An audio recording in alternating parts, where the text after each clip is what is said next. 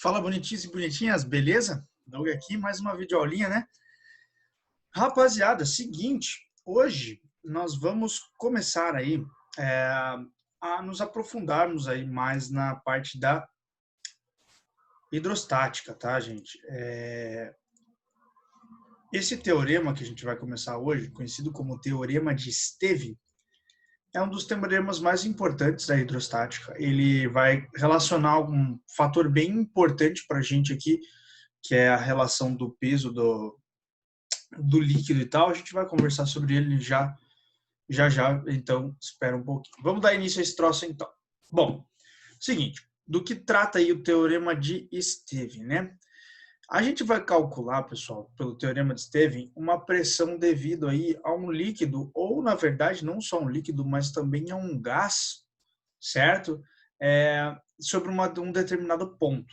Pô, Doug, como assim? Bom, a gente tem, pessoal, deixa eu vir para cá antes, depois a gente volta para o Teorema de Stevin. A gente tem essa ideia, pessoal, da pressão atmosférica. O que é essa pressão atmosférica aí? A pressão atmosférica, ela é devido à atmosfera que a gente tem em cima da gente. Como assim? Disse Torricelli, sim, o mesmo Torricelli lá que da equação de Torricelli, tá? Vivemos no fundo de um oceano de ar e que, como mostra a experiência, possui peso sem dúvidas, tá? O Torricelli fez um experimento aí para mostrar que a atmosfera que está acima de nós, ela tem um peso. Pô, Doug, como assim ela tem um peso? Bom, vamos voltar para cá e vamos conversar a respeito disso. Então, gente, todo mundo já mergulhou, por exemplo, numa piscina e você começa a sentir um incômodo no teu nariz, nos teus ouvidos, certo? O nome disso é pressão, tá? A pressão daquele líquido, daquele determinado líquido, aumenta conforme aumenta a altura de líquido acima de você. Por que isso? Gente, raciocina comigo. Você concorda que acima da tua cabeça, você está mergulhando na piscina, acima da tua cabeça tem uma certa quantidade de água? Tem, né? Tem uma certa quantidade de água. Tá, e o que isso quer dizer, afinal de contas, hoje? Ó, pensa comigo. A pressão,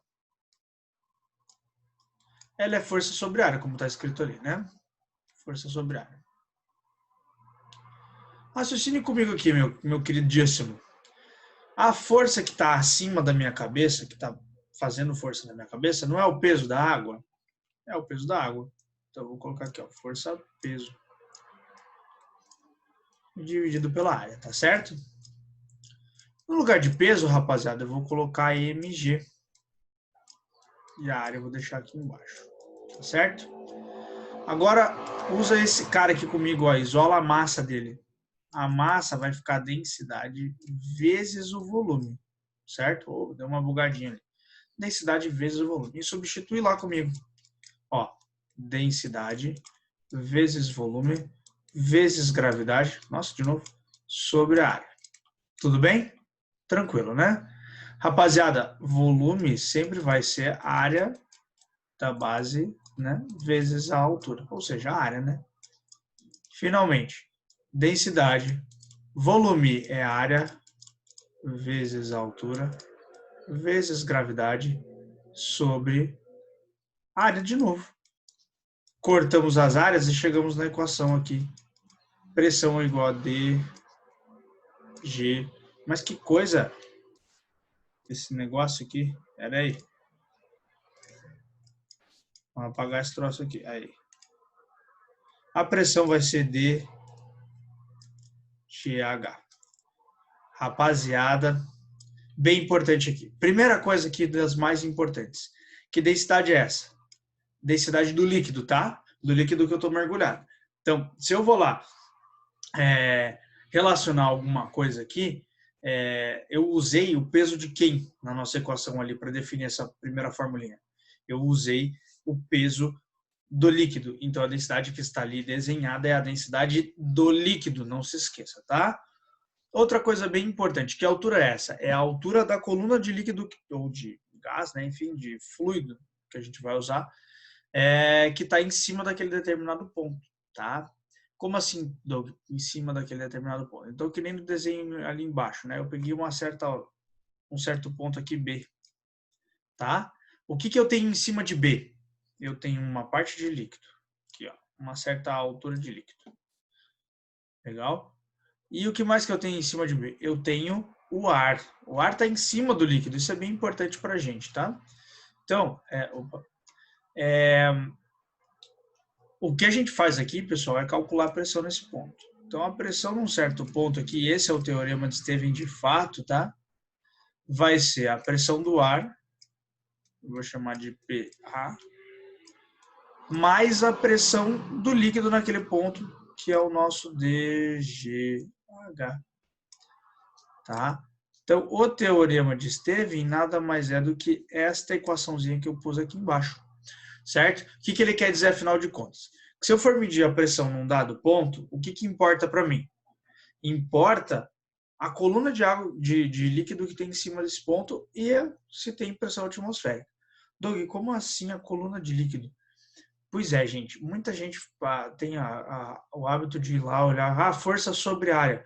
Então quer dizer que se eu tenho uma cabeça maior, eu vou sofrer uma pressão maior. Na verdade, não, né, pessoal? Porque é uma distribuição de pressões, tá? Então, se a tua cabeça é grande, você tem que entender que a área da coluna de água que está de líquido, eu falo água porque é o que mais acontece, né? A gente mergulhar na água, de líquido que está em cima da tua cabeça. Se aumentar a área, também aumenta a área da coluna. Então, por isso que vocês viram ali em cima que a área cortou, tá? Então, o que importa para nós aqui é só e apenas a altura da coluna de fluido que tem em cima da sua cabeça, certo? Ou que teria em cima de um certo ponto. E, claro, se tem ar do lado de fora, né? Então, como eu falei, pressão atmosférica é um conceito muito discutido, pessoal, porque vocês esquecem que ela existe. Vocês lembram do DGH e esquecem da pressão atmosférica. Se eu tenho um recipiente lá, estou medindo a pressão em determinada altura do recipiente, e ele está com a tampa aberta, eu tenho ar sobre ele também. E eu tenho que lembrar que tem pressão atmosférica. Imagine o seguinte, pessoal. Você tem aí quilômetros e quilômetros de extensão de ar em cima da sua cabeça o tempo inteiro, certo? Isso é muita coisa. Isso faz diferença, sim, na pressão, tá? A pressão do ar é muito alta. Inclusive, em termos de valores, pessoal, aqui, ó, a pressão do ar, geralmente, vou colocar uma resenha aqui, não costumo colocar, mas vou colocar. A pressão do ar, ou pressão atmosférica no nível do mar, né, ele vale 1 atm, que é a mesma coisa que 1 vezes 10 a quinta Pascal. Então, veja, é um valor alto, é 1 vezes 10 a quinta Pascal, não é qualquer 10zinho, é um 10 elevado a quinta, certo? Então é uma pressão aí considerável, mas que como a gente nasce e está acostumado a lidar com esse tipo de pressão, a gente não sente diferença. Porém, pessoal, também raciocine comigo aqui. Se você vai, por exemplo, de Curitiba para Guaratuba ou de Guaratuba para Curitiba, nesse processo aí você tranca os ouvidos, né? Dá uma sensação estranha ali na cabeça para quem não faz muito esse trajeto, para quem não está muito acostumado, sente o que a gente chama de diferença de pressão, né? Você está saindo de uma pressão, por exemplo, você está em Guaratuba, você vai para Curitiba, você está saindo de uma pressão alta e indo para uma pressão baixa. Tá? Isso faz diferença, sim, o teu organismo sente essa diferença. Tranquilão? O Torricelli provou como essa história de que o ar tinha pressão? Ele fez um experimento, inclusive bem perigoso, tá? Ele fez um barômetro de mercúrio. O que é o barômetro de mercúrio? Então você tem ali um tubo de vidro, tá? Que ele vai colocar mercúrio e uma bacia com mercúrio também. O que ele vai fazer? Ele vai virar esse tubo que estava cheio de mercúrio dentro da bacia, tá? Quando ele faz isso, pessoal, o que vai acontecer? O mercúrio que está dentro do vidro vai acabar descendo. Por que o mercúrio desce, gente? Para igualar as pressões. Então, do lado de fora aqui, ó, em roxinho, eu tenho a pressão do ar.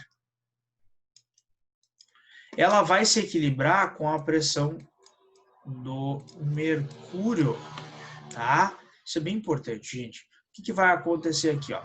Ele vai medir uma determinada altura e essa altura vai dar sempre a mesma, 76 centímetros.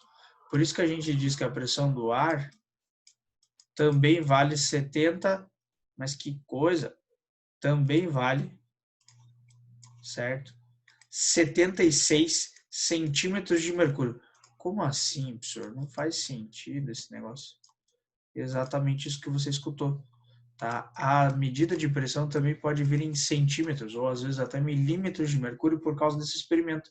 A primeira vez que se mediram a pressão foi comparando qual altura de mercúrio formaria dentro daquele determinado tubo se eu igualasse a pressão, né, atmosférica com a pressão do mercúrio. Detalhe, esse tubo tem 1 metro de comprimento certinho, tá? E aqui em cima, ó, fica vácuo, né? Porque ele estava cheio de mercúrio. Quando o mercúrio desceu, e esse mercúrio desceu, veja, para equilibrar a pressão atmosférica aqui fora, ó. Aqui eu tenho a pressão atmosférica e o mercúrio mandando uma pressão para cima aqui. Legal? Tá equilibrando a situação ali. Para equilibrar, o mercúrio precisa ter o DGH, ou seja, a pressão do mercúrio tem que ser 76 centímetros. Tá certo? Então, no Hzinho, por exemplo, se a gente fosse calcular lá o DGH, o Hzinho seria 76 centímetros. Tá? Beleza? Bem importante essa parte aí do experimento de Torricelli. Pessoal, algumas aplicações aí, nós temos, na verdade, duas aplicações bem clássicas aí. A primeira delas é o manômetro, certo? O que é o manômetro, pessoal? O manômetro nada mais é do que um medidor de pressão, tá?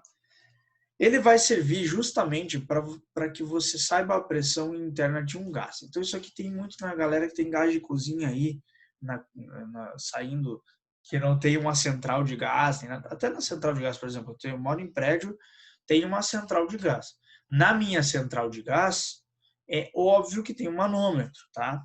Porque você tem que estar sempre monitorando a pressão do gás lá dentro. Se ele aumentar muito a pressão, por exemplo, ele pode explodir e causar um grande estrago, né? Então, veja, o manômetro ele funciona como, pessoal? Eu tenho aqui um recipiente cheio de gás, certo? Esse recipiente aqui, cheio de gás, eu quero saber qual é a pressão dele. Então, eu encaixo um tubinho nele. Beleza?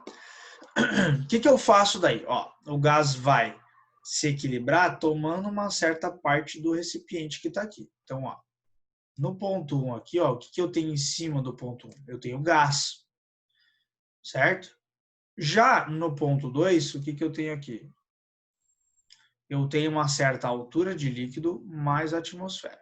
Tranquilo? A gente sempre vai olhar o que está acima. Por quê, pessoal? Lembra lá do teorema de Stevin? Que a pressão era igual à pressão atmosférica, ou pressão do ar, né? Mais, peço perdão aí por esse bugzinho do meu PowerPoint, tá, gente? Mais DGH, lembra disso?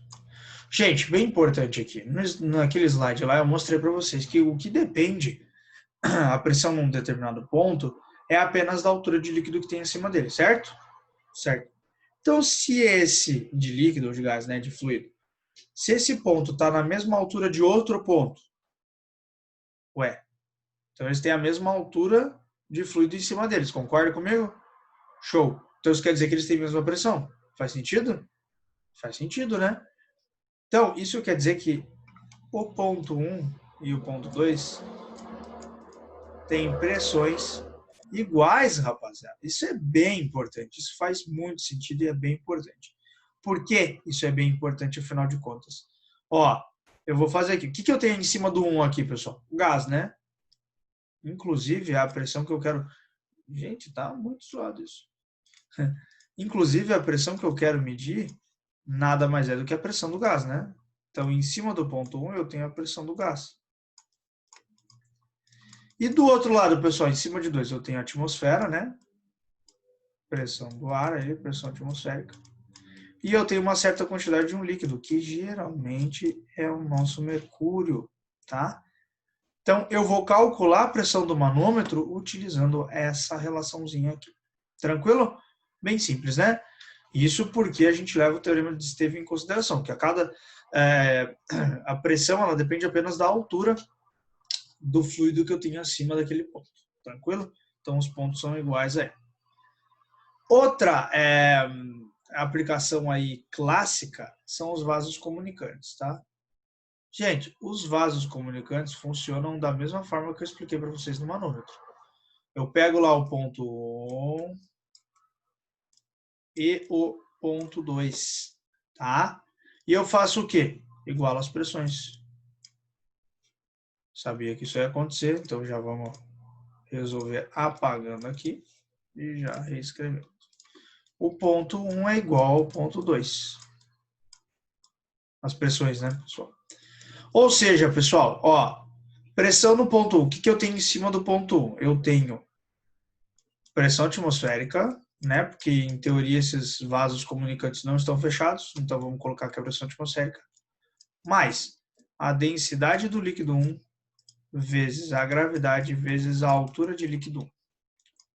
Em cima do ponto 2, pessoal, o que eu tenho? Mesma história, né, rapaziada? Mesma história do lado esquerdo, eu vou ter do lado direito. Eu vou ter pressão atmosférica mais D2GH2, tá? Veja, se eu tenho pressão atmosférica dos dois lados aqui somando, eu posso cortar, né?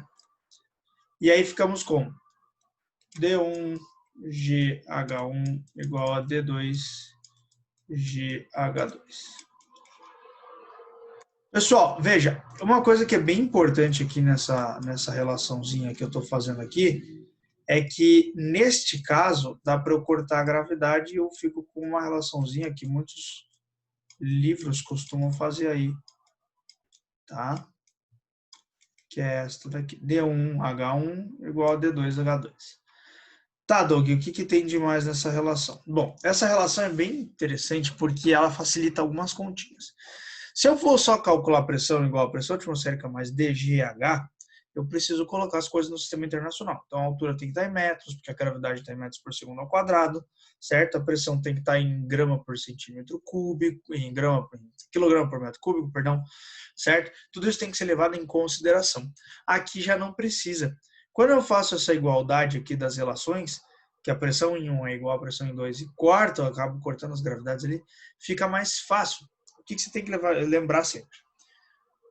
Usou a densidade 1 grama por centímetro cúbico, vai ter que usar a densidade 2 com grama por centímetro cúbico também. Você não pode alternar as unidades, deixar um lado grama por centímetro cúbico e outro quilograma por metro cúbico, tá? A mesma coisa vale da altura, tá? Você não precisa necessariamente se apegar ao metro, mas se usou em centímetros de um lado, tem que usar em centímetro do outro. Se você se atentar a utilizar as mesmas unidades dos dois lados, você não vai ter nenhum problema com este conteúdo. É simples e é fácil, não tem segredo, tá certo? Então não se preocupe aí com essa partezinha, porque ela é simples, você só precisa escolher bem os pontos. Vocês vão ver fazendo exercícios que às vezes o mais difícil é escolher qual o ponto 1 e qual o ponto 2.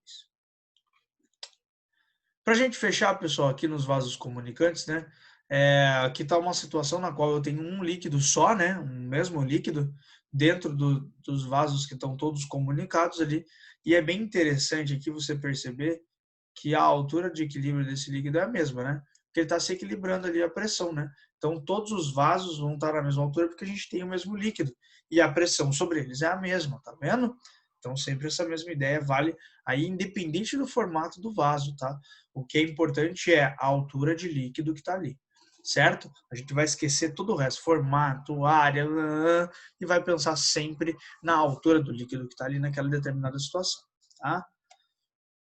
Para finalizar, pessoal, aqui uma aplicação bem clássica, né, que é o sifão, certo? É você tirar líquido de uma altura maior e colocar numa altura menor. Isso acontece pela diferença de pressão, né, pessoal? Então, uma explicação bem rápida e básica aqui, para a gente não ficar demorando muito, é o simples fato de que, de um lado do sifão, você tem um líquido numa altura maior do que do outro. Isso aqui é usado, por exemplo, na caixa d'água, tá? Ah, minha casa não tem uma pressão tão boa no chuveiro, a caixa d'água não funciona tão bem. Por que isso acontece, gente? Isso acontece porque a sua caixa d'água às vezes está numa altura muito baixa, tá? Então, quanto maior a altura, melhor vai ser a pressão da caixa d'água. Por que isso, pessoal? Se ele está numa altura maior, ele tem uma pressão maior já, logo de cara, tá vendo?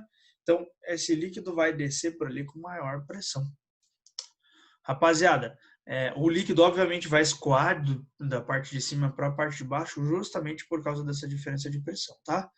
Tem muita gente que utiliza isso aí para desafogar o carro, porque às vezes a gasolina fica presa ali, entra ar no tanque de combustível, né? Hoje em dia já não dá mais para fazer isso. Os carros já vêm com uma tecnologia já preparada para esse tipo de coisa, mas antigamente muita gente fazia isso e daí a pessoa vai lá, dava um puxão para tirar o ar de dentro do cano, tá? E aí isso acabava, inclusive, vindo gasolina na boca da pessoa. O gosto é terrível, né? Mas outro exemplo aí bastante utilizado por vocês é o próprio canudinho, pessoal. O movimento, você o puxar o líquido que você tem ali no canudinho, na verdade não é puxar o líquido, né? O líquido está em equilíbrio dentro do copo. Então o que que você faz? Você coloca o canudinho ali, o que que tem dentro do canudinho? O refrigerante, né? Água, sei lá, que vai tomar a parte do canudinho, e o resto do canudinho vai ser ar. O que que você faz? Você puxa o ar. Na hora que você puxa o ar, você cria vácuo ali e você não tem mais pressão atmosférica. Então o líquido tende a subir, tipo no experimento do Torricelli. Só que lá o líquido desceu, né? Aqui ele vai subir e vem para tua boca, tá vendo? Então na verdade você não puxa o líquido, você puxa o ar que está acima dele, certo? Pessoal, fechamos por aqui essa partezinha do conteúdo, tá? Qualquer dúvida a gente conversa mais lá na nossa conferência daqui a pouquinho, beleza? Um abraço e falou!